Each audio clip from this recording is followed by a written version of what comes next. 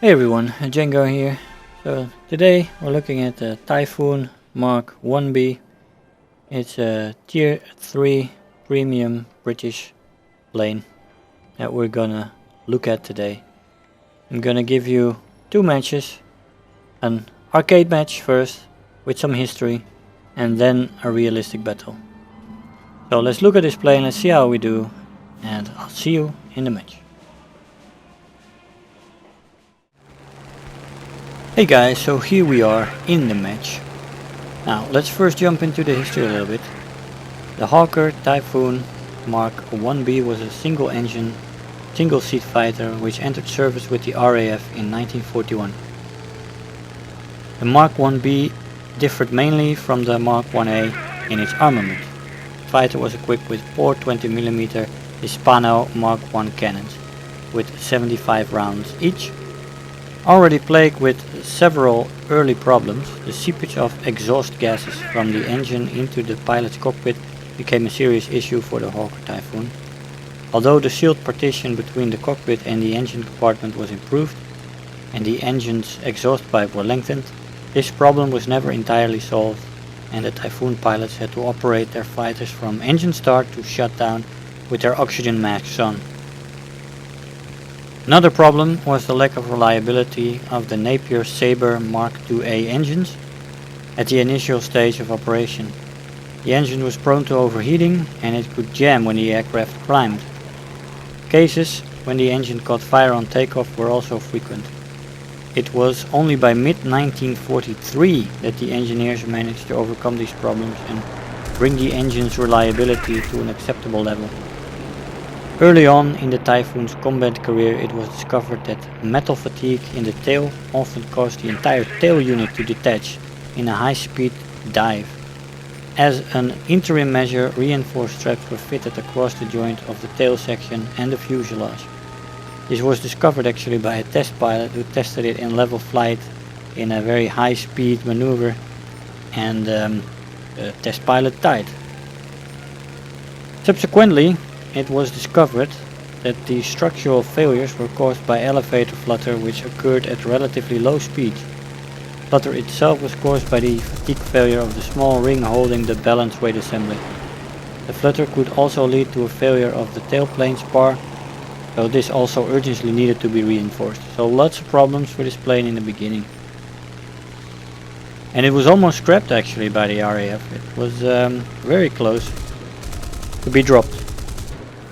In early 1942, Hawker had embarked on equipping the Typhoon with external fittings. Drop tanks were added to increase the aircraft range, and 2 500-pound bombs could be fitted instead of drop tanks if necessary. Later these were replaced with even heavier American 1,000-pound bombs. An important step in enhancing the Typhoon's firepower was equipping it with rockets. By the end of 1942, 3-inch rockets were equipped with 27 kilo warhead were produced in large quantities. They were inexpensive, easy to manufacture and provided reliable enough, although they were not particularly accurate. The Typhoon was equipped with 8 rails for these rockets, 4 under each wing. Rocket rails and bomb racks were introduced across service Typhoons throughout 1943. While the Typhoon had a disappointing high altitude performance, its low altitude performance was more than impressive, leading to the aircraft being considered for employment in other roles. From November 1942, Typhoons were used as fighter bombers to hit ground targets on the continent. However, in general, the Typhoon was not a huge success as an interceptor, but found its forte as a rugged ground attack aircraft capable of dealing a good deal of damage with bombs, rockets and its 20mm cannons. Over 3,300 Typhoons were manufactured during the war, of which the vast majority were the Mk.1B. Now in the game, this plane has decent to good dive speed, as you have seen. Diving, it takes on the speed very well, at excellent speed retention as well. Its armament is fantastic, and it has decent armor as well. It has good speed and a good climb rate. And in this match, which was an air domination match, we have been climbing in the beginning, and since then we have been energy fighting, boom and zooming. And we've been picking off the first targets here and there.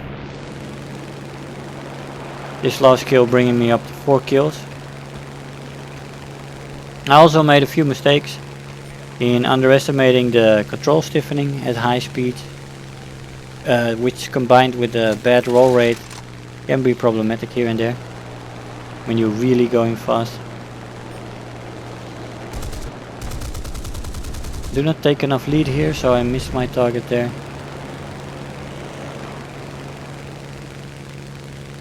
But the ruggedness of this plane in the game is very nice. It had better than average armor in reality, and it can take a good punch in the game as well.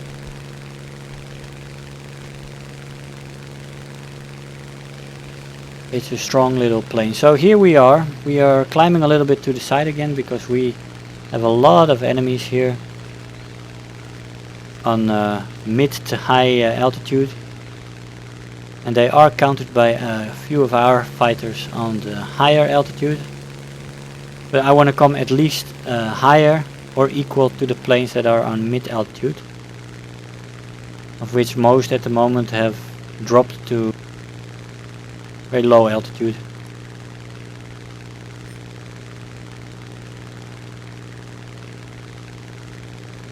I'll look back on this match with satisfaction, but also with the sense that if I would have flown a little bit more efficiently, I might have done even better, 20 plus game with the misses as well. But I hadn't flown this plane in a while, but was pleasantly surprised to revisit it.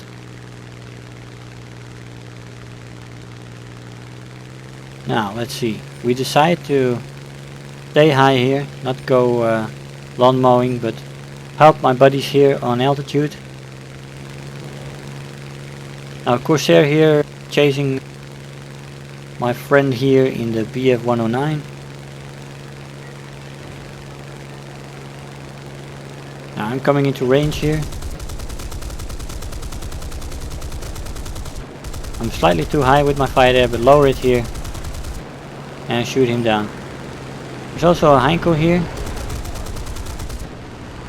Shoot him on fire. He turns after the Catalina. Finish my turn here. Zoom in. Take the lead. And shoot him down. Now this Spitfire here could have potentially killed me, but he was focused on the, what was that? PBJ? Oh no, the B-25. And he's now going for the Catalina. So that gave me the opportunity to climb a little bit more and to get behind him. The Spitfire, very maneuverable plane, which is a problem for this Typhoon. Maneuvering, you can't maneuver with a Spitfire obviously.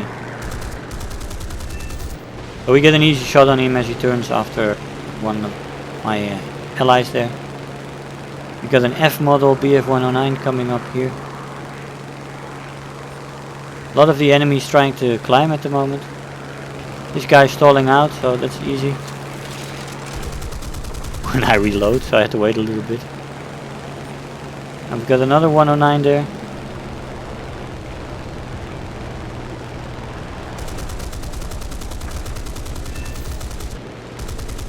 Zooming in to get a little bit more, a little better aim there. Now we've got two enemies there, I-185 and a Hellcat.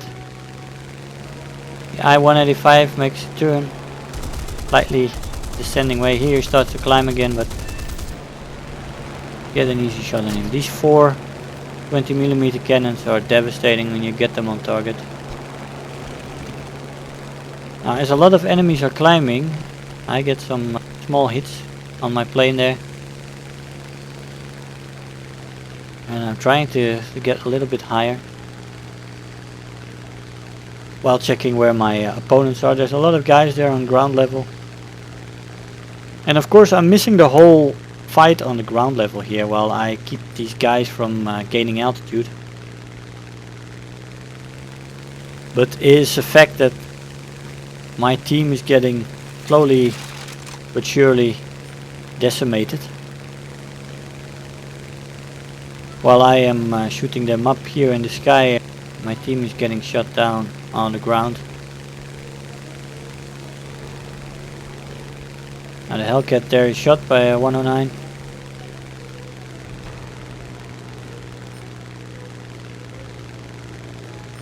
Now I am thinking here, should I go down there or should I stay up at altitude? I just take my time here to consider, looking around. And I do decide to loop over, get some more altitude and help my teammate there. It's not a guy I know, it was one of those random teammates, but I decided to go help him there. I mean, he's fighting against two planes there and potentially a third that might join.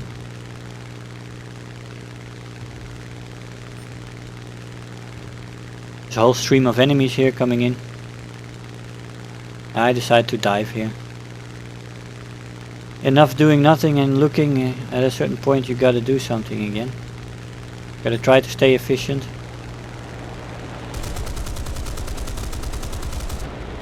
Now this was a total shambles from my side.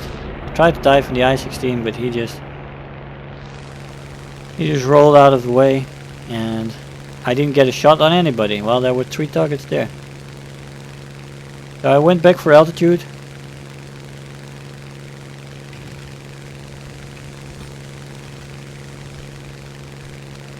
And the only guy on altitude was shot down. Now there's a hornet's nest here below me.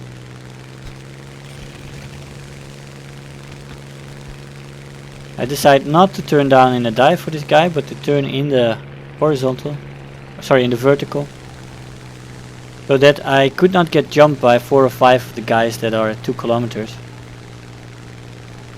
distance from me. But that would be a sure death.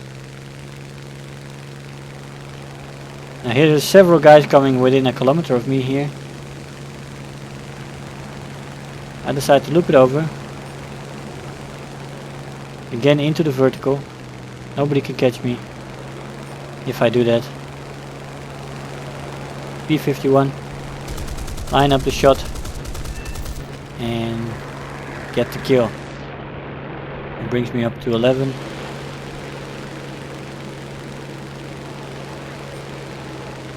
Now straighten out the plane. The roll rate on this thing is very bad, so that didn't go too quickly. There's somebody pitching up at me there who was on fire. Got to get some shots on me. Now here I look at this BF-109F. I'm gaining on him very fast here, so just loop into the vertical by him. He obviously didn't check his 6 for a while, so that was easy for me. I decided to take it into the vertical, make a loop. And we get lieve beer here. That means sweet bear in Dutch. So that was a Dutch pilot. Got an I-16 here. He's looking for my ally there, but he gets shot down. Again, I think it's a matter of situational awareness there that made him not see me. So I'm going back into the vertical here, trying to keep my altitude up, because I know by now that there's only a few allies left, and the enemies are they have a vast majority.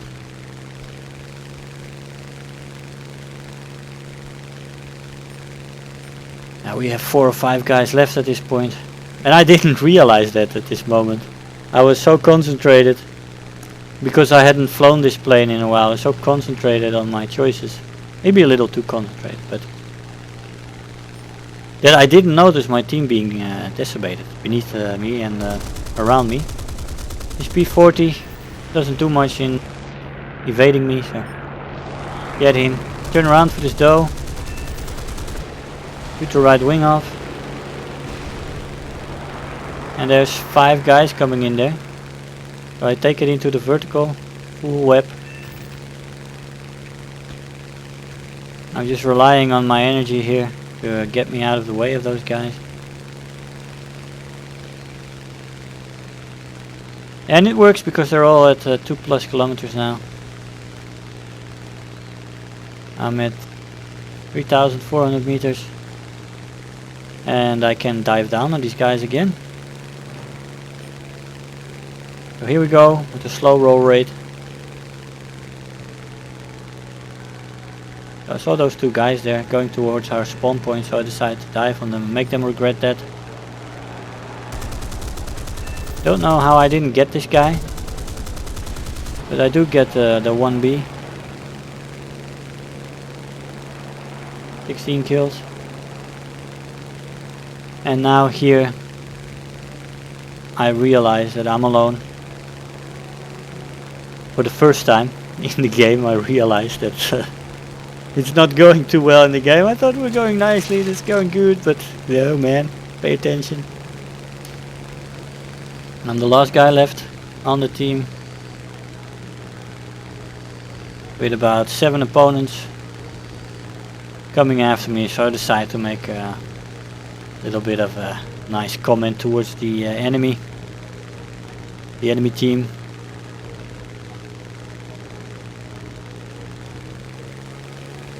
I'm trying to climb here, but when I look back and I see them capping, I decide, what the heck, doesn't matter. I get a warning from one of my teammates there, Chengar, on your 6. Yeah, I got the whole team on my 6, thanks. But yeah.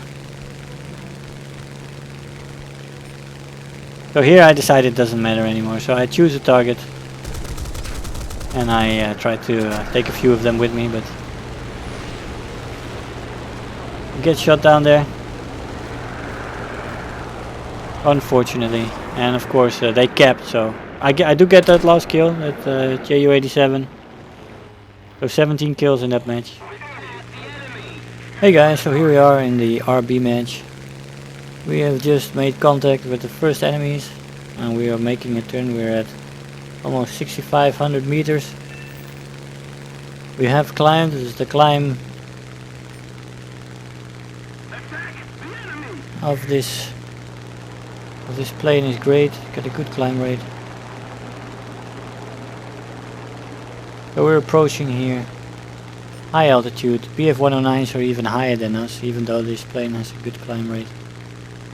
Now this guy is going for the Spitfire on my right. Try to get a shot here, but I do get a hit there, but a sparkle. BF-109G.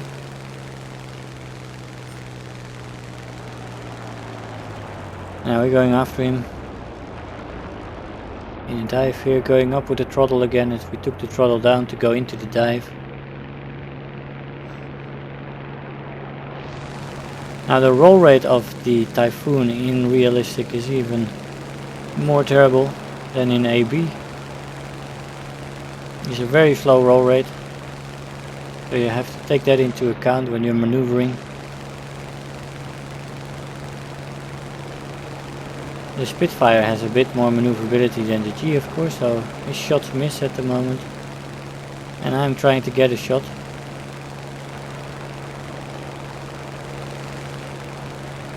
We're going very fast here.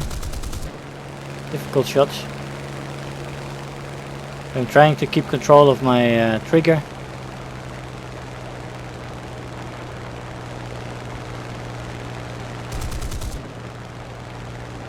I don't lead enough there. And we're going down pretty quickly. But still, I couldn't think of a better target than this. Another sparkle there. I do get hits, but not what you expect 420mm to do in that case.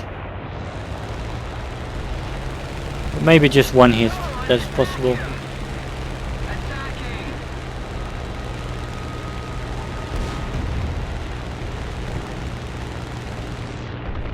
Now we're at high speed. Typhoon suffers a bit from control stiffening.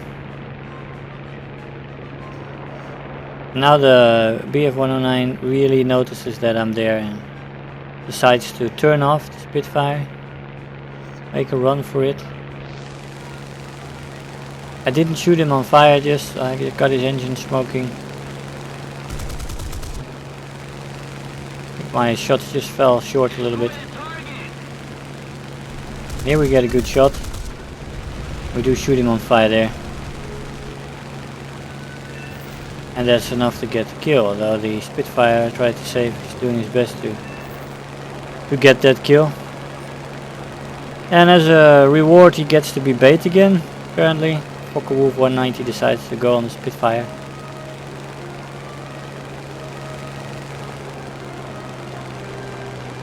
Thought I had a good angle here, but I think slightly too short again with my lead.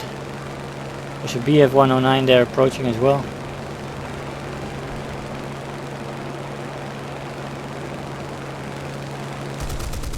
Now here we do get the right lead. We shoot his right wing off. 109 is approaching for a head-on. Take the lead. And I escape his return fire. I try to dive down to the deck because I have two guys on my tail. Now the guy that's closest is only 75 away, and he seems to be shooting at me right now, and I need to make sure that I don't move too much because this plane is fast. I know I can outrun him if I don't move too much, but my plane gets horribly damaged here. The Focke-Wulf 190 turned off, but the BF 109, who was at higher altitude, dived down, and he's got higher speed than me now, much more energy, and I'm not outrunning him. So I will need to do something here, and I know how unmaneuverable my Typhoon is. But I will try to use this terrain here to my favor. Get over the hill here. He did go up there, but I get hit by another incoming guy. I just cannot get a shot here, just a few centimeters off, and a friendly Spitfire does get him. BF 109 coming in here. I do not get the right shots here, and he shoots my wing on fire,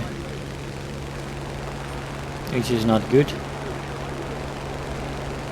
Friendly Spitfire gets another easy kill there, as he's maneuvering for me again. I decide to lower my throttle. Sometimes that extinguishes the fire, and it does exactly that right this time.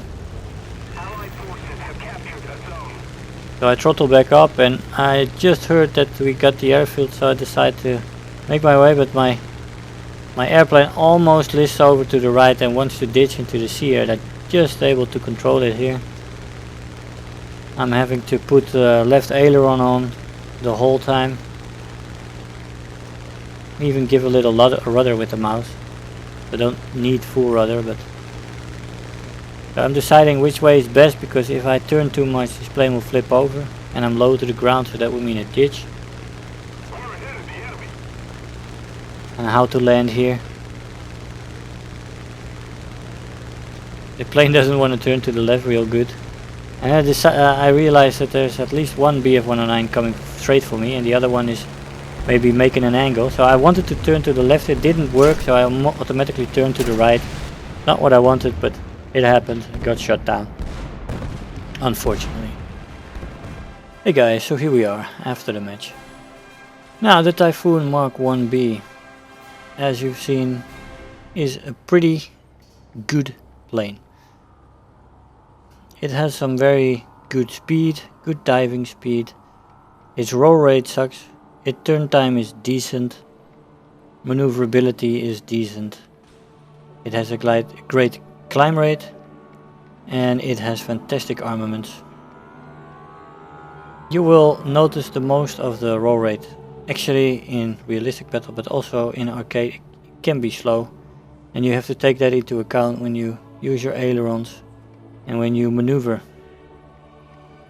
Vertical maneuvering is one of my personal favorites, but I think in this plane it's also preferred, because the elevator is doing fine, and it goes way quicker into the vertical. Anyway, its speed is fantastic, 670.